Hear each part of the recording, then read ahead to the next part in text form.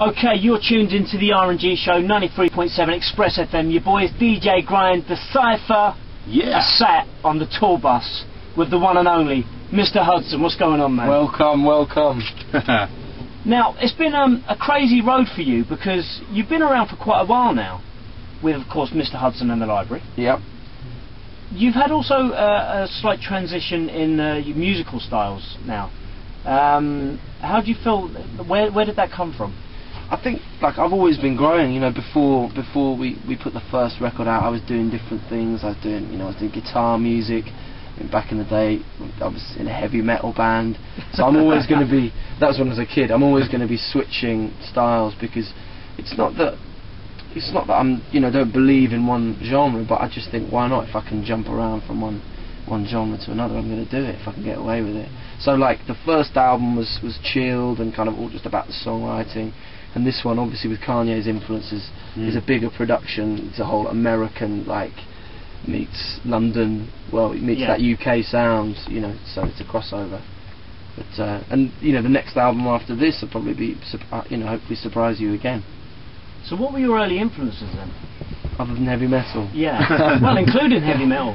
Yeah, I mean, I had 3 older brothers and they were all into heavy metal, so I was kind of force-fed that stuff. But my mum was always playing The Police and Joe Cocker and, like, just stuff like that. And my dad was playing classical, so a whole mix. And then my friends were listening to hip hop, and it gave me quite a broad sort of ear. I noticed in a couple of your tracks that I thought that they were very heavily influenced by The Police. Yeah, people have, they don't say it too much, but every now and then someone says, you're the next Sting, and obviously that's a massive compliment. So, is that a compliment or is that a hindrance? I think there's a lot of artists out there. You're going to get compared to someone, so to get compared to one of the big guys, he's one of the top boys, isn't he? So to get compared to Sting is massive. Okay, you've collaborated with a lot of different artists. Any future ones that you can tell us about? Wow. Well, the Estelle one's already, the cat's already got out the bag somehow. I don't know who told the papers about that. But there's a couple of really big things lined up. I mean, I don't want to jinx it until the stuff's actually mixed and mastered. But there's some stuff lined up for later in the year. That's I'll fill you in when I can. But I think the thing is, after I'd collaborated with Kanye and worked on Jay-Z's album, and it still sounds stupid coming out of my mouth saying those things, but I really wanted to, like, those were pretty big collaborations, so I wanted to focus on my album, and I did that. Now I'm focusing on the tour, and now the tour's up and running, I'm starting to think, who can I be writing for? There's loads of people here and in the States, so it's not, it's never going to just be a stateside thing. Is the album in the bag? Yeah, it's mixed and mastered. I'm really proud of it, yeah. How does it differ from Tale of Two Cities? Well, okay, the new album, it's called Straight No Chaser. It's just, like, if Tale of Two Cities was kind of like coming round my house and listening to me and the band play, that was the sound you got. It's very sort of intimate and close and dry, and it's not a loud record, whereas this one, you put it on, you're going to break your speakers. It's going to sound good in the car. It's got those, I've been working with Kanye, so it's got those big 808 drums at the bottom end. It's got the stupidly fat bass lines. The synths are this wide. Obviously you can't see my arms on the radio, but fully extended. And I'm singing, he got me singing as high and loud as possible. Just say it, because I think he was like, wake up, Hudson. You're meant to be filling stadiums. So I was like, really? Okay. I was like, shit. Did it show you the way as well, with his synthesizer, with his voice, obviously on the new track, going a bit high? Yeah, like I turned up in Hawaii for the first session, just fresh off the, well, not fresh off the plane, I was really, like, dehydrated, and I can't sleep on the plane. So I hit the coffee and the red wine and watched too many good films to watch, so I get there, I haven't had any sleep on the plane, and they just, like, get straight in the booth. I'm like, can I have a cup of tea first? No, get in the booth, sing this, and it's so high. I'm like, you think they'd be nice about, like, British people after American boy, understand the whole tea thing? No, they would just. So do they get tea? In the booth. No. English tea. They don't get tea. They don't get cricket. They wouldn't even let me talk about cricket, let alone put it on, let alone find a channel with it on. was the Olympics or basketball. That's okay, now you got your own tour buses, whatever you want. Yeah, exactly. We all know the ladies love the English accent, but what about the guys? How do they take to it? I think it kind of opens doors, you know.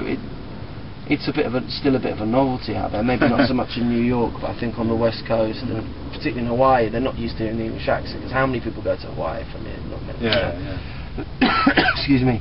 So, you know, you go into a restaurant and open your mouth, and they just sort of fall over and think they've got Hugh Grant in the building. Because that's the problem, is they all think that we live in castles, and they all think we talk like Hugh and we all Grant. know the Queen, and we all know John Smith from London. Yeah. But the thing is, you kind of don't want to let them down in a way. So, I got more and more English, and I kept it real, but you know, you end up speaking with more of an English accent because they don't understand you. If you drop your T's and H's and start saying using any slang at all, right, if you say something's rubbish or whatever, just any terminology any words we take for, you know, just standard daily usage can trip them up, you know. How much time did you spend out in the States? Over the last 6 months, probably about 3. Wow. Yeah. Does it feel claustrophobic now you're back in the UK? Because obviously things in America are a lot bigger, a lot wider open spaces. Yeah, I think this bus can feel a bit claustrophobic when we're all on it, but no, it's all good. I mean, I think it's really important that I'm here and in America at the same time. You know, we're launching the new album pretty much simultaneously, so I've got to try and pull off the trick that Estelle did of making. It never felt like she went away. America embraced her as well, so I need to be in both places at once, which probably means I'm going to have a big carbon footprint, loads of air miles, watch a lot of films, you know. Okay, you're in the middle of your tour. It's been a long tour so far. Yep. How's it gone? Brilliant. I mean, I've just been burning a candle at both ends, so I need a couple of days off. But you know, I like to go out and have a couple of drinks with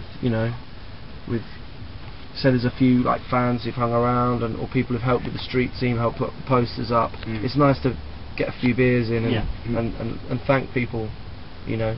I would say give something back, but it's not not like a massive charitable contribution, but just to say, like I'll say on the mic, when we're playing these clubs, if you're playing to like 300-400 people, you just say, look, we're going to be in this club.